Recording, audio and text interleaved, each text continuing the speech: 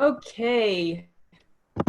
Well, thank you everyone for being here today. Sheltering Branch. It's awesome that you've invited all of us to participate in this. And is on the topic of empowering all. And I just want to start by sharing the story of Georgia Gilmore, who's the woman that is on your screen. Does everyone see her? I think Derek helped me with our tech issues, so hopefully everyone sees her. But if you don't know her, I wouldn't be surprised, because part of what I'm talking about today are sort of the narratives that rise to the top and the ones that kind of are missing or fall to the wayside. But Georgia Gilmore was a midwife and a cook during the Montgomery bus boycotts. And those of you who may not know, the Montgomery bus boycotts were a political and social protest campaign that were working to eradicate the policy of racial segregation on public transportation in Montgomery, Alabama. And it was really a seminal event in the civil rights movement. And it put the person we usually have the face of, Rosa Parks, it put her face on the map of the civil rights movement. And that's who we usually associate with the Montgomery bus boycotts, as we should. She really was phenomenal. And Rosa Parks, of course, was the African-American woman who was arrested for refusing to surrender her seat to the white person on the bus. And that was the event that was basically the domino effect that led to the campaign, a year-long campaign to get the Supreme Court to make the decision to overturn segregation on public transportation and to determine that that was unconstitutional. But this woman that you see on your screen was Georgia Gilmore. And she was actually one of the figures that was the most important figure in that boycott. But you might not have ever seen her, and you might not have ever been acquainted with her story. And she was the woman, or among the women, that fed and funded the Montgomery bus boycott. So what she realized was that there was going to have to be alternative transportation that was needed to make this movement work. Because while everyone was boycotting the buses, there were people that still needed to go to work because they had to have a way of making a living. And so what she did was used the skill that she knew best, and that was cooking. And that was sort of her, she was actually a really good cook. And that was her strength. That was what she saw as her superpower. And she also really didn't like meetings. She just didn't want to go to meetings. She didn't want to be sitting up in there doing all the sitting around and talking. She just wanted to act. And so her cooking, so it started by her sort of making meat pies, making food that sort of fed the organizers, but then it started turning into having people buy her meals and pay for her dinners and lunches. And that in turn was the cooking that helped to pay for the drivers, the insurance, the gas, the wagons, and the vehicle repairs that were needed to help the 381 days of this movement work and to keep that system going. And so she organized all of the women in the community to do this. And the thing that I think really struck me about this story was something, oh, and I'd love to show you this next picture. This is what ended up happening. So this was a bus from the public transportation. This is what ended up happening in those 381 days. The buses just weren't, these were the public buses that just were no longer filled. So it was working, right? And this is what got the attention of the city. And this is what sort of managed to catapult this movement into something that was real. So that's sort of my launching point to talk a little bit about something that I have kind of felt in my own personal experience, as well as that I think a lot of people feel maybe when they're having to talk about race or having to be a part of race. Being a part of this movement to eradicate racism. And the other isms and phobias that are all around this and that one of the things that I really like about her story is that she is an example of someone who started where they were. She looked at what she could do, she looked at what she knew, and she assumed that that was enough, and that was all that was required to be essential and to be important. And I think that sometimes I'm certainly speaking from my own personal experience, sometimes when we see these and feel very overwhelmed because we don't know what to do. And then I think there are a lot of forces at work that make us feel that we're ill-equipped to take up the struggle because it's so vast and it's so complex. And I think there's a few things that sort of are barriers to us doing that. And one of them is the notion and particularly, and I'm speaking mostly in the context of the US. I've lived outside of the US a lot, almost longer than I've lived within it. And so every time I come back, I'm a little bit jarred and a little bit thrown off, but I'm starting now to sort of capture and label the things that I'm seeing, because sometimes by labeling and naming things and putting words to them, you can quickly identify that that's what's at work and then move over that and let something else replace it. And I think in our society and our culture, some of the things that may prevent us as individuals from taking up this work is the idea of this call out culture.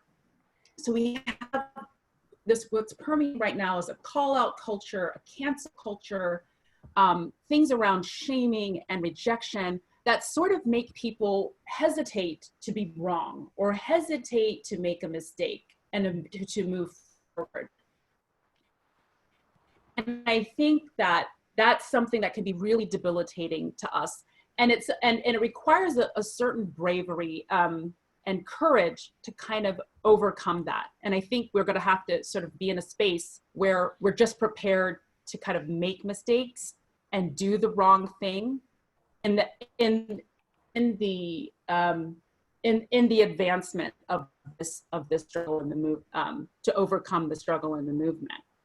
And the other thing that I think permeates our culture, and that can kind of even seep into our personal work as Baha'is, and one of the things that the guidance I think has really tried to help us not to fall into, let this creep into our psyches, is the idea, go big or go home. That unless you can do something that is scalable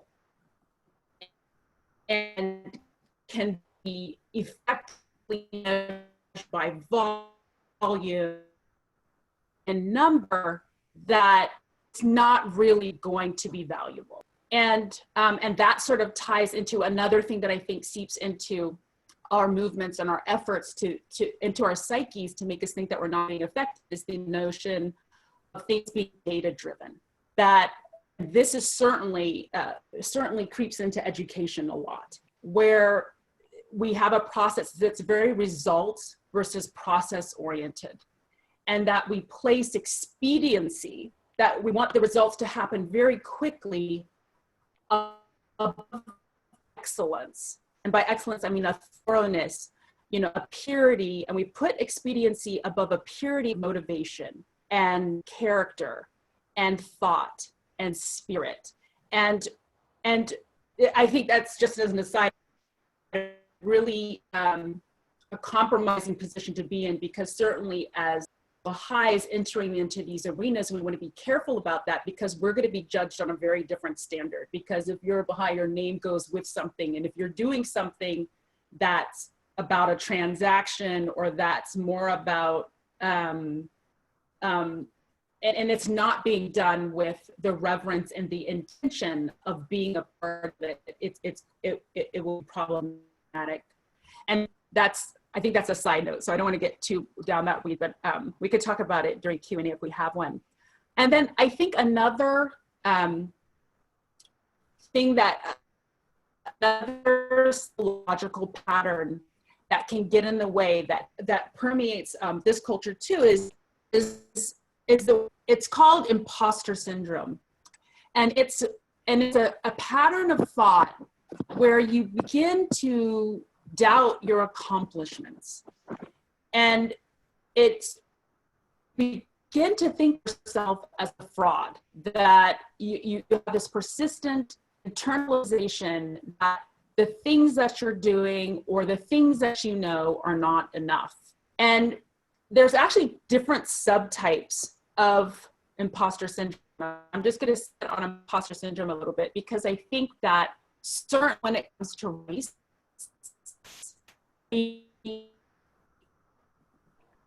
all of us probably are of the impression that we, because we don't know race or because we're not of a race, it's not our problem, or it's not something we can really speak to, or it's not something that we can do something about. And so I just want to sit on imposter syndrome a little bit because I think that the different subtypes actually are barriers that we want to overcome in this work. And one of the subtypes is perfectionism. And perfectionism is, and it's where you set this excessively high goal for yourself. And if you fail to reach that goal or you experience setbacks, you start to have major self-doubt and you start worrying about whether you measured up to that goal. And I think that's a hindrance to moving forward because there is no sense of perfection or excellence you can have at every moment. And then another subtype of this that can get into our thinking is the idea of natural genius. So if you, and this is where you sort of judge your contents based on the ease and the speed with which that you can do something. So if it takes you a long time to master it, or if it doesn't come easily to you, if it's not something that is intuitive or you can readily speak to, you tend to think that it's not something that you should do something about. Like you're a fraud in this area. And the other another subtype is the soloist. So this is the person who feels as though asking for help and asking others to inform them or give them ideas or help shape their work reveals their phoniness or reveals their incompetence. And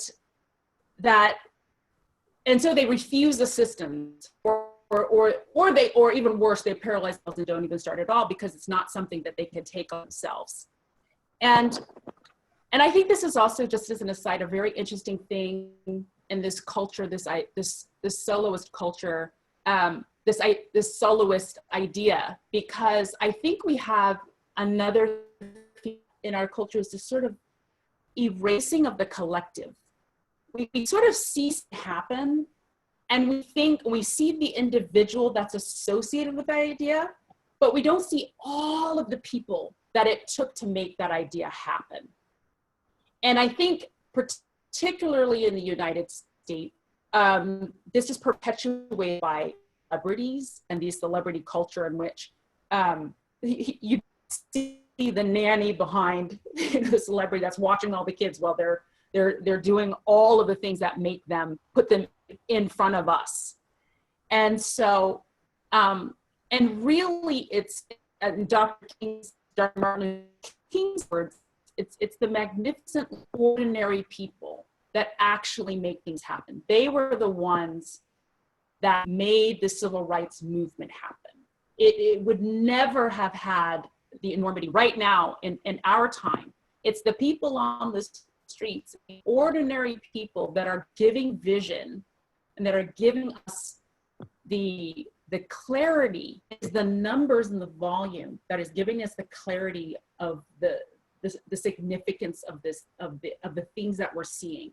And without their bodies showing up, without their hearts and their minds giving voice, it wouldn't happen. So I just as an aside, that idea of the soloist, and that idea that your worth is based on what only you can do, and you've got to be monumental, you've got to be front and center, can really also, I think, hold back the work.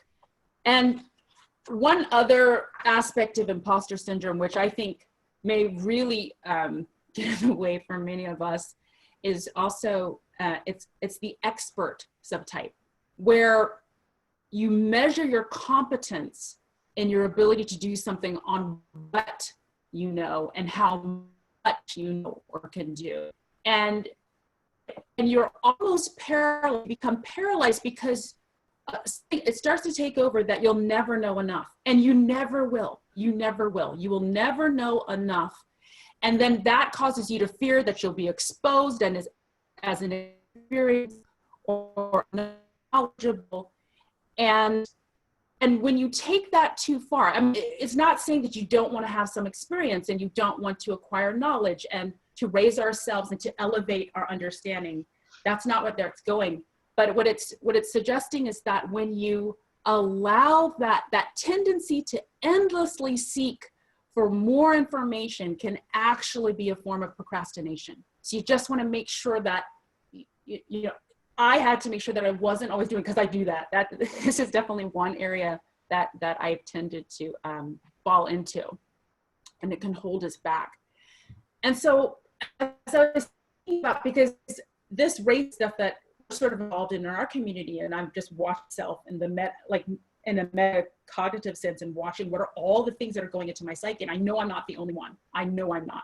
So I just felt like putting pen to paper and figuring out what's happening in my mind with these things. And I think that all of these messages and all of their various forms rob us of a sense of our own capacities and faculties and tell us that we're not enough. And as Baha'is, we are very, very fortunate that we know with a certainty that that race unity is a key. It is a prerequisite to the oneness of humanity. That the equality of men and women is a prerequisite. That all of these things have to happen. So we don't have to have any confusion or doubt whether this is the work that we need to do. And so we're fortunate, like we know there's a vision. So we have like that end goal, because not everybody even knows that that's the end goal. And I think sometimes we also take that for granted, that the messaging and the clarity around it is a blessing to us. And so I think that these other messages sort of can get in our way and serve as barriers, and we can become paralyzed. And when we allow them to seep into our thinking and our sense of self-efficacy and empowerment. And we can kind of become consumed with, you know, Baha'u'llah talks about the smallness and the largeness of our receptacles. And we can kind of become consumed with the size of our pebble instead of just aiming to make some ripples.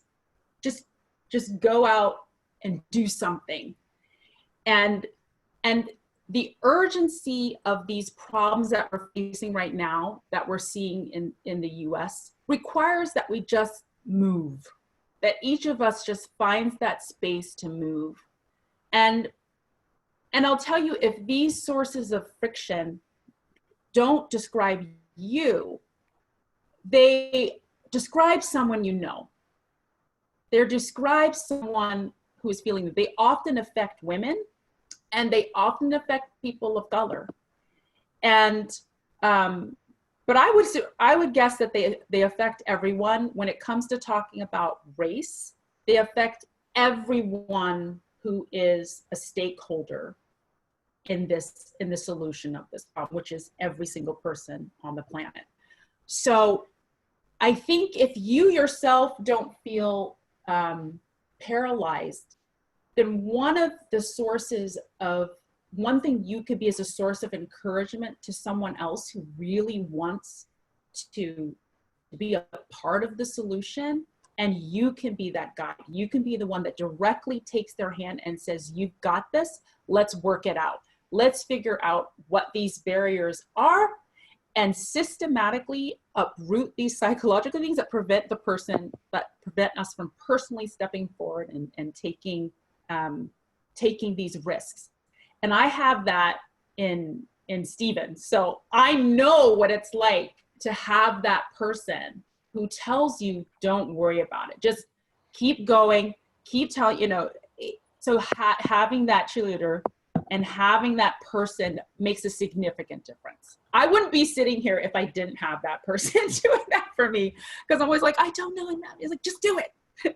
So I think, so that was one of the first things I was thinking about when I thought about her story. And I had heard 21 of these stories over the last 3 weeks. I heard 21 stories of Black women in our history who did this, who over and over again decided what their superpower was. And and half of these women are people we have never heard of.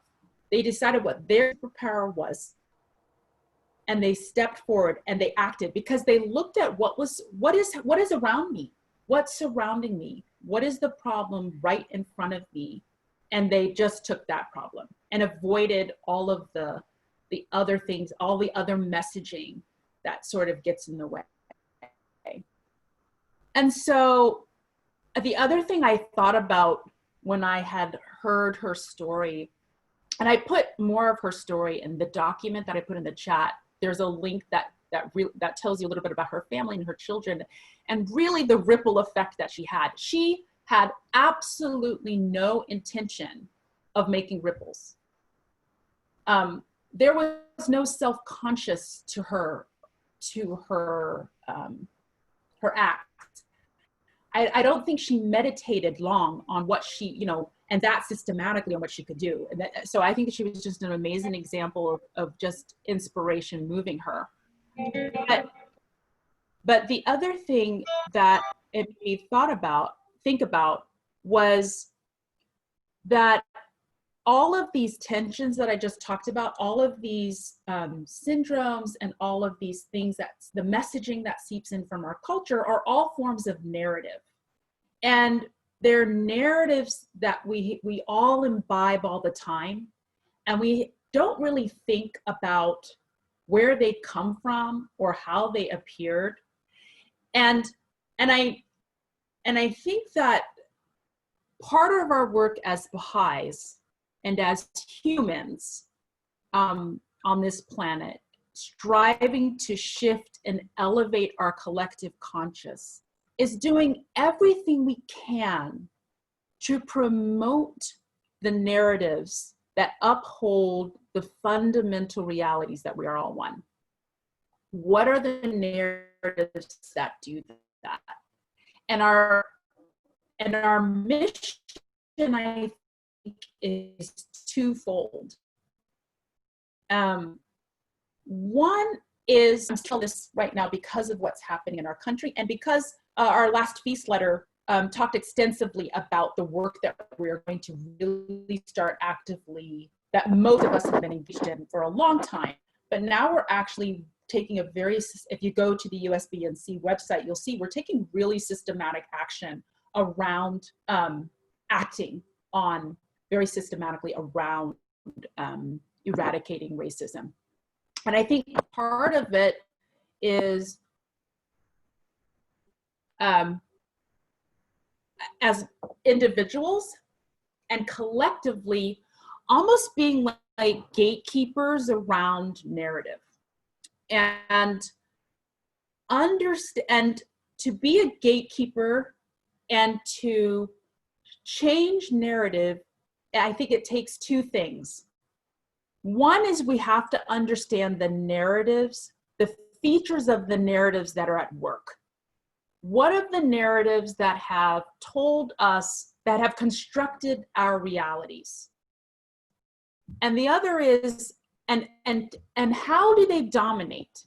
How do these narratives get to be placed front and center?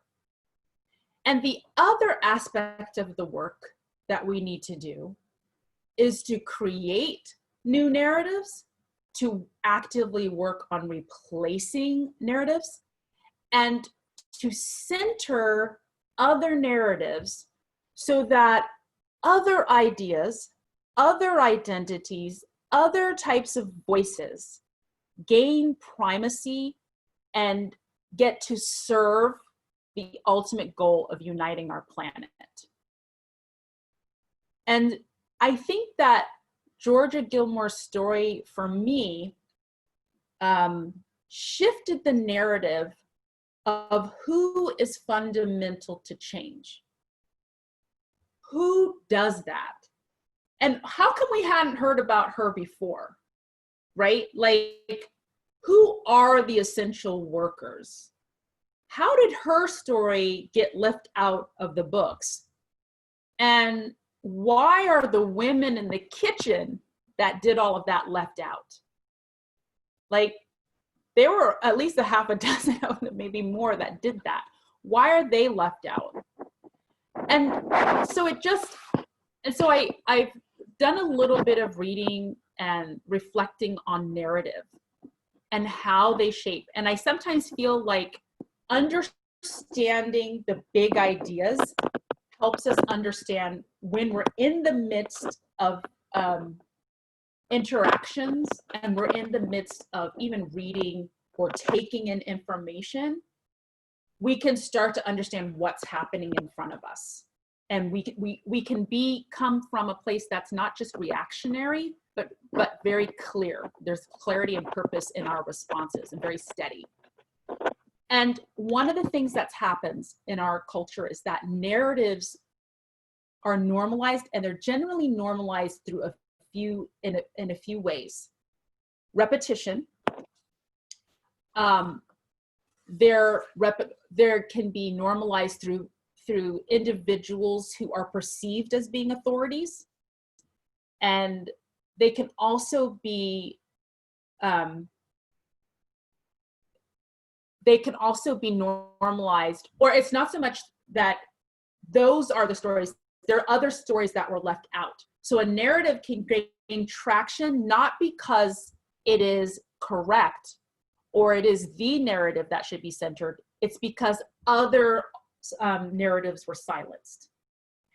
And also narratives can be given to us as though they're objective and as though they're apolitical. Like there's nothing ahistorical, apolitical, that there is nothing that motivated them coming. And because we don't see how they came to be constructed or see how they came to be, we can take them as fact, or we can take them as being the way that it is. And so I think one of our jobs right now is to question the narratives that are shaping the realities around us, even our own narrative of our own religion and our own faith. Like, especially for those of us who may have grown up with it, what has gained primacy? What has floated up in your life as a narrative? And it doesn't have to be bad. Like not all narratives that become normalized or dominate are negative. Like, so the narratives that may shape your life are the ones that you probably should keep. Like, that may be the case, but I'm just thinking, when do we start to question that it's important for us to be vigilant about the assumptions and the narratives that get to creep into our psyches and form our personal and collective identities. And so anytime, you're coming across a narrative you know, you want to ask yourself, like, why does this narrative have power? Like, who does it benefit and who does it harm? You know, what are assumptions are being made when we're listening to this narrative? And maybe, are there other narratives is dominating the room? And again, even this is the idea of narratives themselves can be perfectly,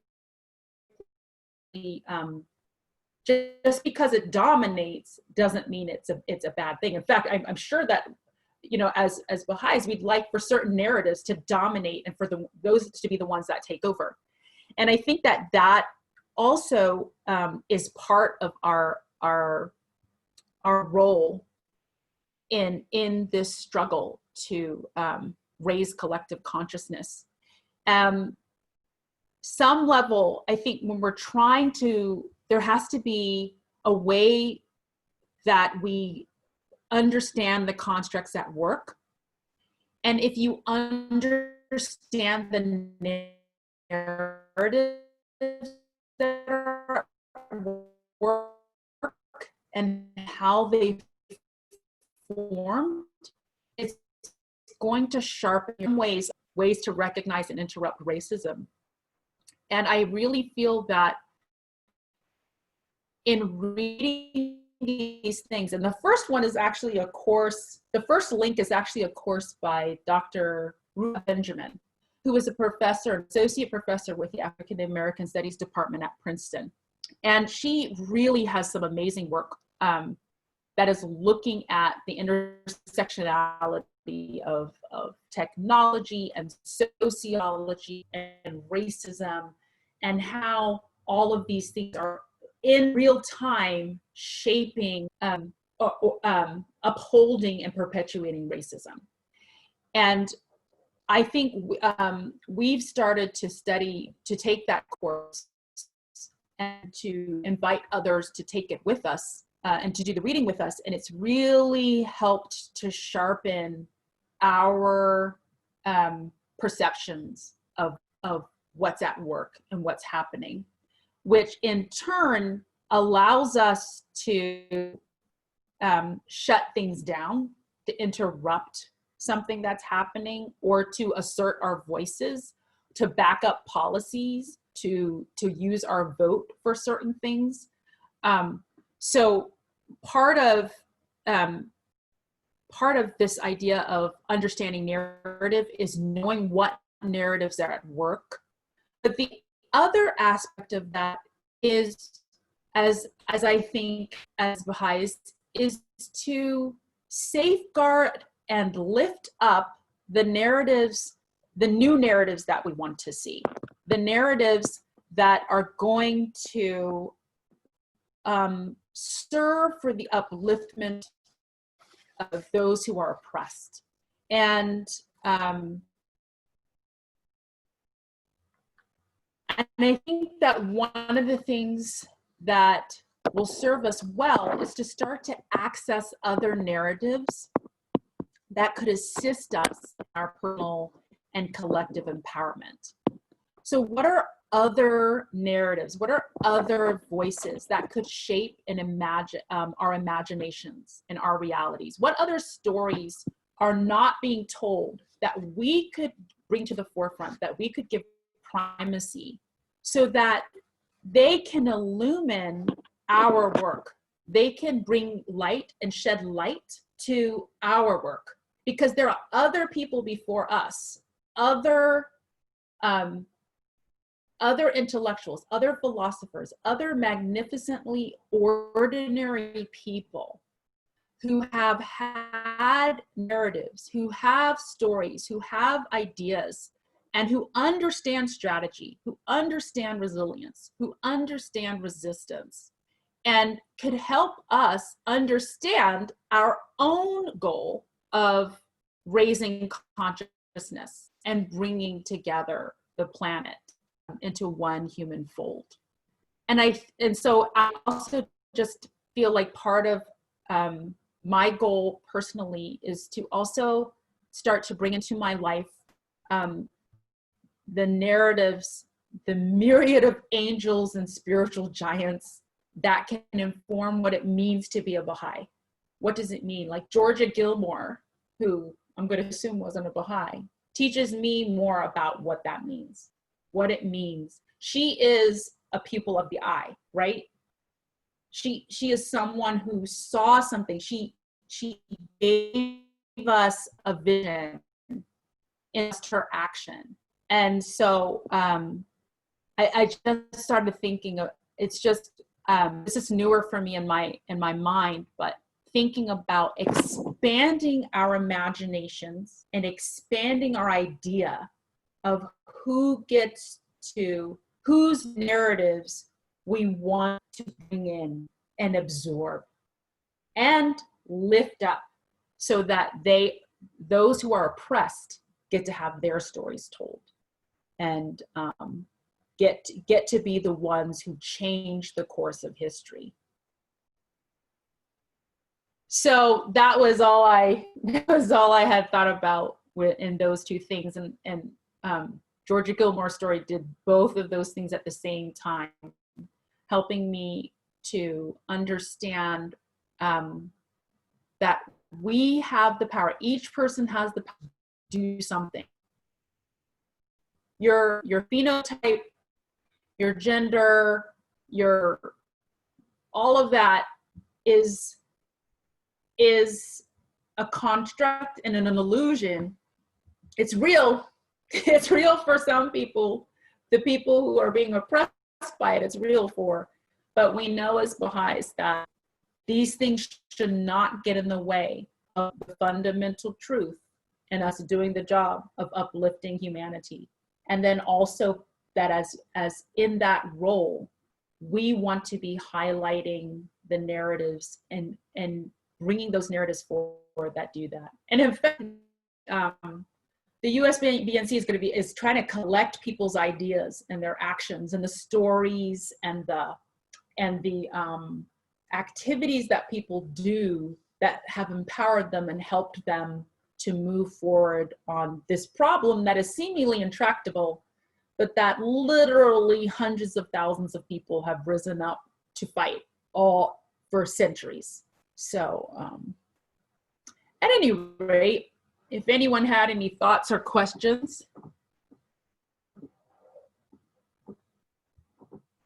Oh, yeah, I can repost it.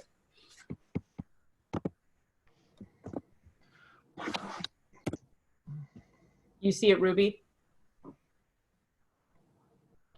Sorry, I've been sticking to audio because we're sharing the same internet connection. But yeah, question I have too. Question I have is what tangible things could I do? I mean, other than educating myself, which is, I think, the first thing, reading about the history of racism, reading about the nature of social constructions and how pervasive and invisible they are. There's a lot of groundwork to be done. Once one has done that groundwork, supposing one is, living in a comfortable place where one's day-to-day interactions are typically with other white people, issues of color and race don't come up on the radar screen tangibly and explicitly on a day-to-day basis. What are things that your typical white person can do on a daily basis to help change the narrative? Yeah, there are some great, there's a proliferation of literature coming out on that too. And I'm actually in the middle of reading a book on how to be an anti-racist.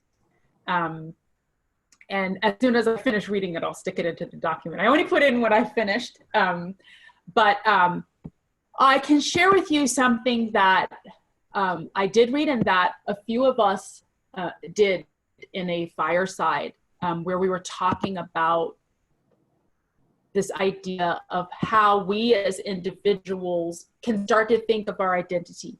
And I think one of the first things to do, I think that awareness, there's no shortcut to that awareness of your own identity. it's actually is more profound than one thinks, to understand who you are in relationship to all the people around you, and why that matters. Why does your whiteness matter? What does that give you? How does you being a male matter? What does that give you that doesn't give someone else? And I think there's a few things. The most tangible thing I can think of at this time, outside of systemically fighting it, right? So using your vote, using your voice. So I'm going to just take it to the personal level for a second, because I think there's a lot of collective things, systemic things, being that body that shows up to an event, to something that we say when we say we believe in eradicating racism. What's our city, our town is doing, has an organization around that, being a body that shows face, that shows up. And our body, it's not response to racism, and it's often asked to come to council meetings because they need people to come to council meetings to speak up. They need the citizens to speak up. And I think that's a really powerful way. But I'll share with you on the screen something that a group of us did at a fireside once. And it actually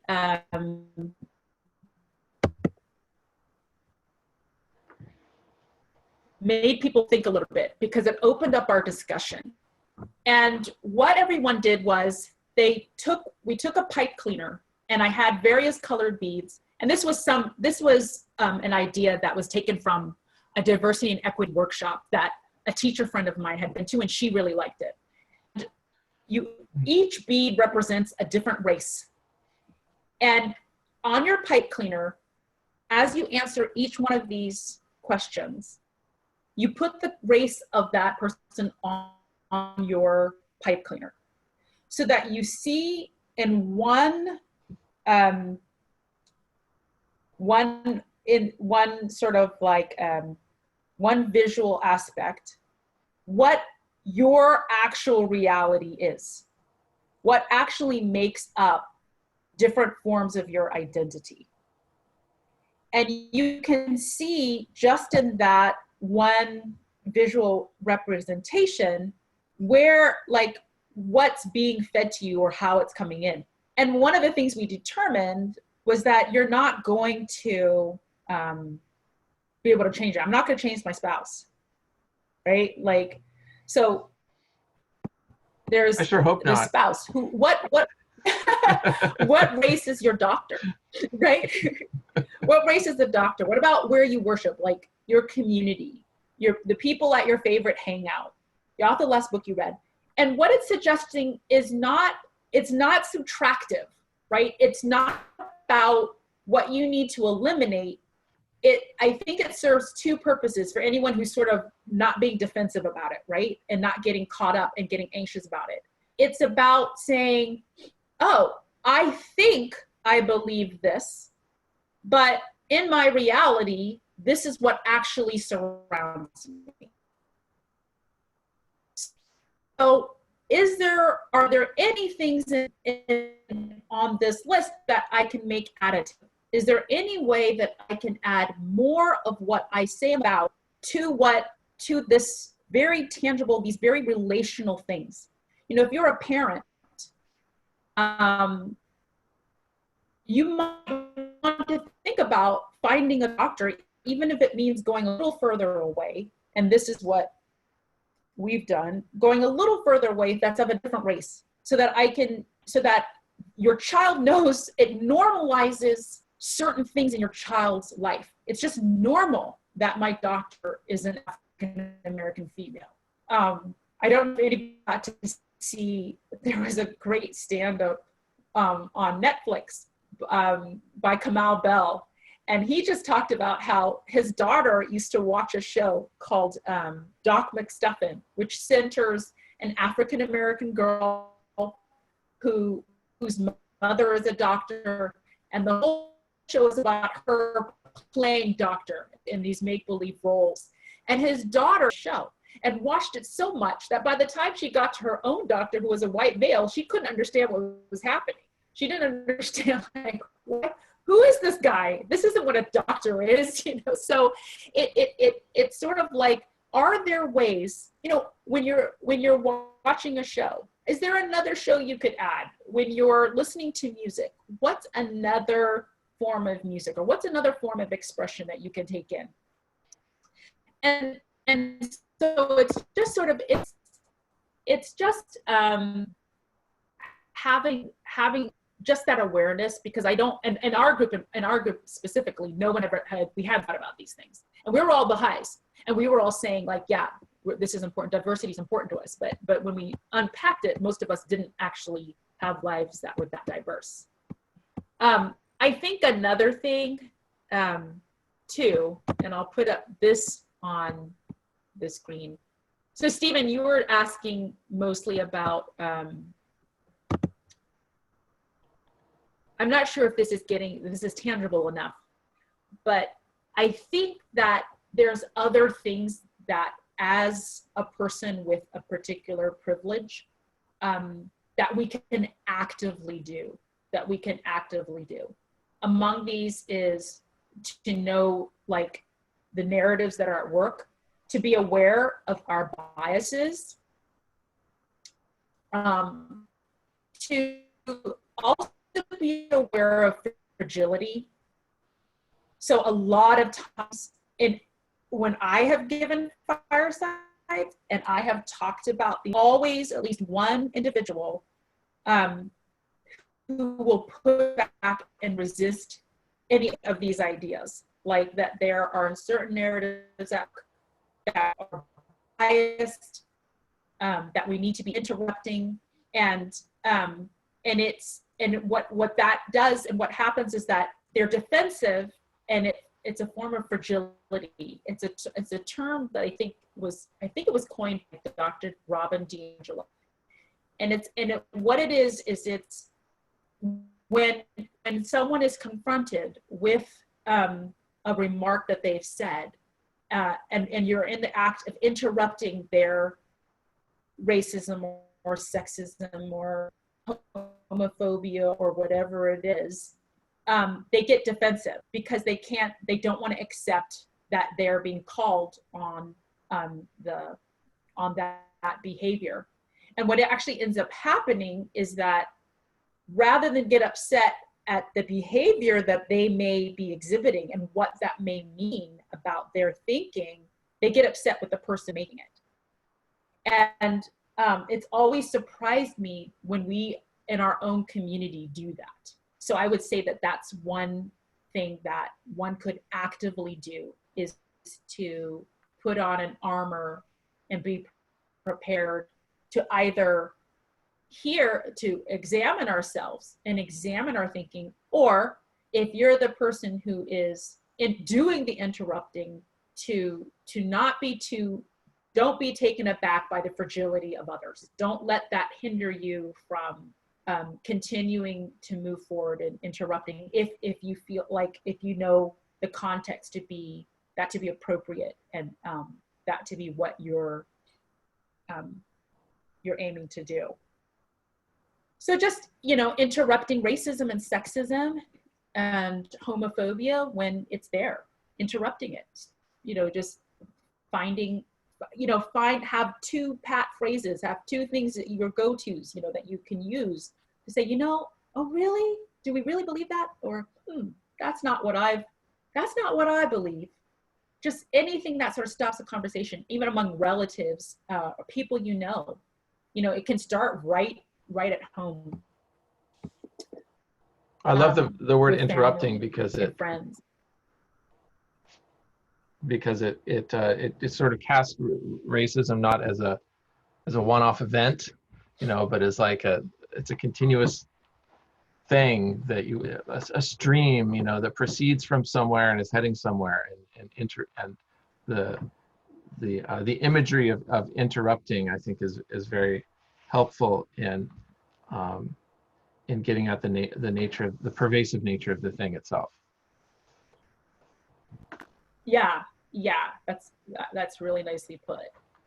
I think too, in this book that I'm reading right now on how to be an anti-racist, the premise is sort of, there's basically, and he's really trying to be very clear cut. There's in any given situation, there's really just two choices. Is this something that's promoting racism? Is it something that is actively working against something that is racist or racism, or not?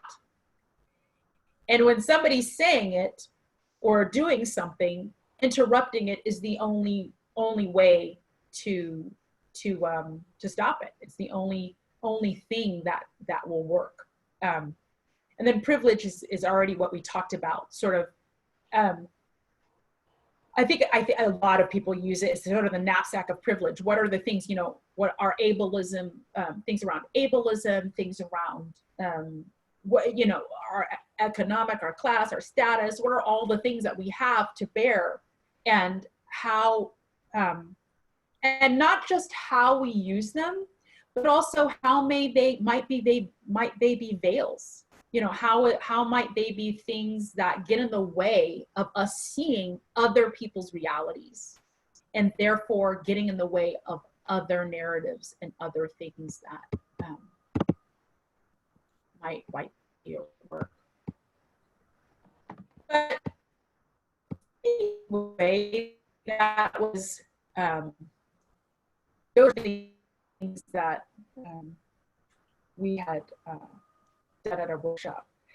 Right now, Stephen and I, in the document, you'll see I had mentioned already, Ruha Benjamin had a course that she put together, and it's actually an undergraduate level course. So it's really intense reading, really, and I'll put here my address because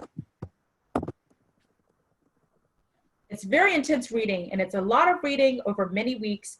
But what we did in our community was, I think Stephen mentioned, we live in a predominantly white community. Like 98% of our community is white, and a very large number of our community are wealthy. So we're in an area that's more middle class, but the surrounding area, there's a lot more wealth, and we've had racist incidents in our school. And I think a lot of classism and racism, classism that exist in our communities. And with Floyd coming up, it was obvious, like in our neighborhood, that we couldn't believe that people weren't thinking about it. And with the things that were happening in school, and there's been a large drive on a district level to get more equity and diversity in our schools, to make those an integral part of the recruiting process and the way that we're teaching your kids and what we're doing. So it's been on everyone's minds. And we took Ruha's syllabus and the course that she outlined and narrowed it down to fewer topics, because most of us are families here, and we knew that summer would be over and people would be shifting gear. And we made a flyer and basically flyered 134 homes and just said, who wants to join us in reading it? We hadn't read everything in these in her document before. I just was pretty confident. I had watched one of her talks, watched a couple of her talks, and was very confident that this was someone who knows the ground and could share, and sharing in her, using her expertise to just guide our way. And what we found is we had 22 people show up on our Zoom call who wanted to learn about this and study it on that first night. And so we just have a week, there's week readings, and we come to talk about it. And what's really special is the idea that these are neighbors that sometimes we don't see, like we've passed them by so many times and we've never connected. And I can tell you now, in the 3 weeks that since we started this, I've passed by 3 people who I now know. I know who they are, and they know who I am. And the way that we're connecting is on this capacity building, this building around understanding the constructs, the social constructs that are at work, that are making this, that that are sort of behind what we're seeing in the country. And it has the potential, this studying together, to inform us so that when our school district sends out surveys like nobody's business, they always want to know what we think, what we want, and it's great. But we also can often comment.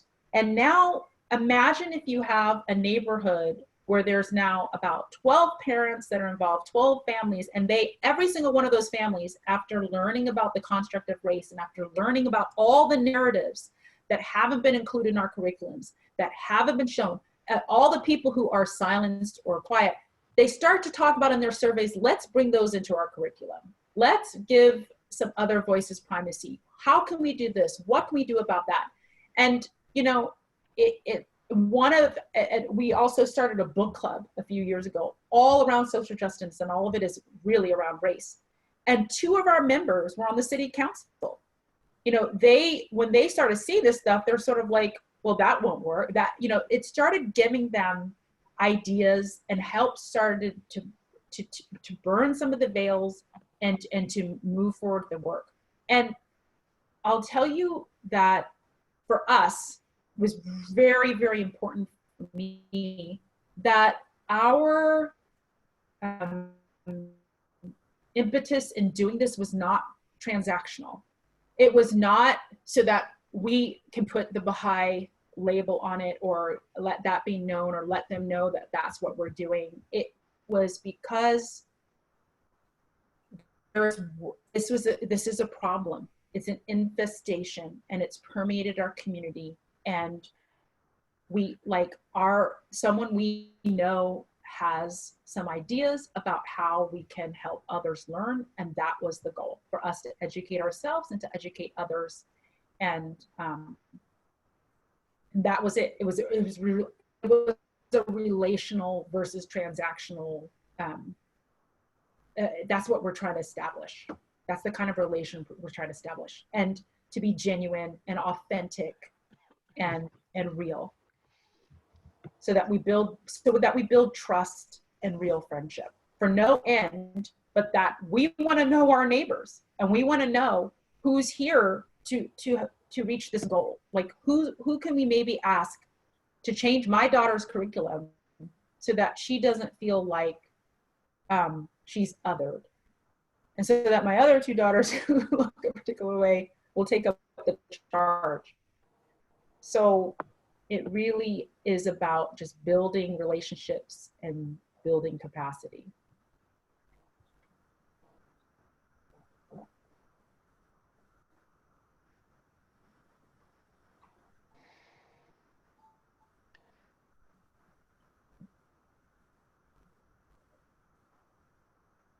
So thank you, dear friends. Thank you. It's really good to see all of you and to have this your is very informative. Gave me a new sort of a different perspective on certain things.